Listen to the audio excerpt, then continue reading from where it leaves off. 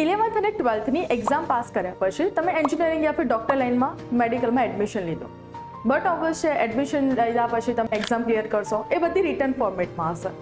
Return ફોર્મેટમાં exam clear કર્યા પછી ચાહે એન્જિનિયરિંગ હોય યા ફિર ડૉક્ટરનો માણસ હોય, બધાએ શું કરવું પડે છે? એનું પ્રેક્ટિકલ કરવું પડે છે.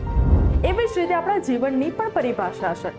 તમે એવું કહેતા હશો કે રિટર્ન પછી પ્રેક્ટિસ, જેમ એ જ વસ્તુ તમને રિટર્ન બધું જ ખબર છે કે આ લખવું જોઈએ, આ હોય છે, આ હોય છે, અને તમે 9 SPI 9 બેન્ડ બહુ મસ્ત માર્ક્સ લાવ્યા. પણ જો એની પ્રેક્ટિસ, ફોર એન એક્ઝામ્પલ, અગર હું ઇલેક્ટ્રિકલ એન્જિનિયરને એવું કહું, બહુ જ 9 બેન્ડ આવ્યા હોય પણ ઇલેક્ટ્રિસિટીનું વાયરિંગ કરતા ના આવડે, તો એ જીવનમાં ફેલ જ. એવી જ રીતે આ વસ્તુ આપણા જીવન પર આવે છે. કેવી જ રીતે? કે ગીતાના અધ્યાય કે કોઈ પણ વસ્તુ જે આપણને કહેવા માંગે છે, એના શ્લોક તૈયાર કર્યા પછી એ શ્લોકમાં શું કહેવા માંગે છે, આપણને જીવન જીવવાની જે રીત કહેવા માંગે છે, જો એનું પ્રેક્ટિકલ આપણે જીવનમાં ના કરીએ તો જીવનની આ જે દોડધામ છે અને જીવનનું આ જીવન ચક્ર છે, એમાં પણ આપણે નપાસ જ થઈએ છીએ. તો તમારે વિચારવાનું છે કે રિટર્ન યા ફિર ઓરલ ફોર્મેટ કર્યા પછી શું એનું પ્રેક્ટિકલ કરવું જરૂરી છે?